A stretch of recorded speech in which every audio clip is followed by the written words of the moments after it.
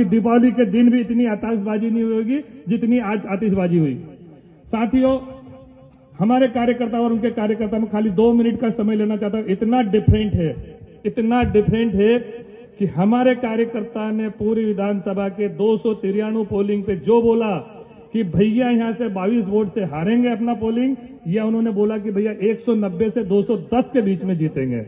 ये हमारे कार्यकर्ता का और उनके कार्यकर्ता का ये डिफरेंट है कि माननीय भैया सज्जन सिंह जी वर्मा अभी 4-5 दिन पहले सोनकंज में एक बस लेके आए थे कि सारे विधायकों को लेकर चलना है, सरकार बनाना है। तो एक तो वो बस लेके आए थे क्योंकि वो तो जीत ही गए थे, और उनका एक और दादा भाई को शायद बात पहुंच गई होगी तो वो सबको बताना चाहता हूं। और उनके जो साथी लोग थे उन्होंने हल्के वर्ड में बोला था, 4 नाम बोला था उन्होंने, 6 बोला था, 6 नाम बोला था कि उन्होंने 6 लोग, और उन्होंने इतना घटिया वर्ड बोला, उतना घटिया वर्ड तो मैं बोलना नहीं चाहूंगा माइक पे, कि उन्होंने सबसे पहले तो मैं लोंदिया से जीतूंगा, जामगोद से जीतूंगा, राजापुर से जीतूंगा, टोंक से जीतूंगा, सालमखेड़ी से जीतूंगा, कलमा व टोक कला से जीतूंगा। तो ये 6 कमीनों बोला था, या जो भी शब्द बोला था कि नीच बोला था कि उन लोगों के यहां से मैं जीतूंगा। लेकिन उनको मंच से माध्यम से कहना चाहता हूं कि वो 6 ही पोलिंग हम जीते हैं, 6 ही पोलिंग जीते हैं। लेकिन उनके क्या है, कमीने हैं या नीच है या क्या है मुझे नहीं पता, उनके एक नेता का पोलिंग हम जीते हैं, वो सबको मालूम है। और उन्होंने सबके पास वीडियो ऑडियो सब है, और उस वीडियो ऑडियो में कहा कि हम 1100 से जीत रहे हैं, हम 900 से जीत रहे हैं। हमारा तो कोई ऐसा वीडियो ना ऑडियो ना हमने कभी नहीं बोला। हम तो पेटी पे भरोसा करते, पेटी खुलने बाद उस पर भरोसा करते। लेकिन उनको इतना, जो 35 साल से राज नहीं कर रहे और उनके साथ में अर्रे छर्रे जो उनके हैं, नेला देला, उन छर्रों ने कितनी गलत फहमी में रखा कि बंदा गृह मंत्री बन रहा, उप मुख्यमंत्री बन रहा है, और उप मुख्यमंत्री के साथ में हमारे लोगों को रोज धमकियां।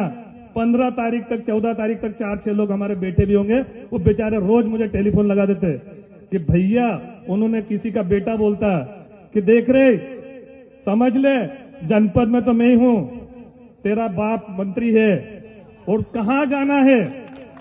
तो मैं उनको जनपद अध्यक्ष महोदय को बोलता हूं कि उनको कहां भेजना चाहिए, अब आप तय कर लेना।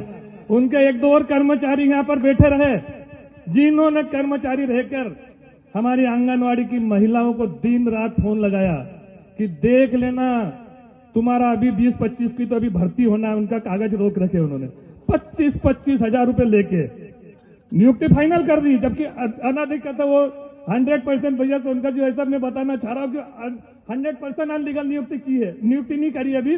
लेकिन आज उस अधिकारी से भी मैंने कल ही बात की, सबसे पहले उसी से की है। मैंने कहा बेटा ऑर्डर कब निकालेगा, उनका बिचारी, उनका वोट तो डल गया अब। और राजेश जी सोनकर विधायक बन गए और मध्य प्रदेश में भाजपा की सरकार बन गई। अब तुम्हें 5 साल इंतजार करना पड़ेगा कि इन महिलाओं को कैसे ट्रांसफर करोगे, कैसे क्या करोगे। तो उनको खाली इसलिए जानकारी देना चाह रहा हूं कि इतने नीच हथकंडे, जो नीच बोलते हैं, उन्होंने नीच हथकंडे कर करके पूरी विधानसभा के हमारे एक कर्मचारी को डराया, खूब डराया। गृह मंत्री, कभी किसी को उप मुख्यमंत्री तो किसी को मुख्यमंत्री ही बताया।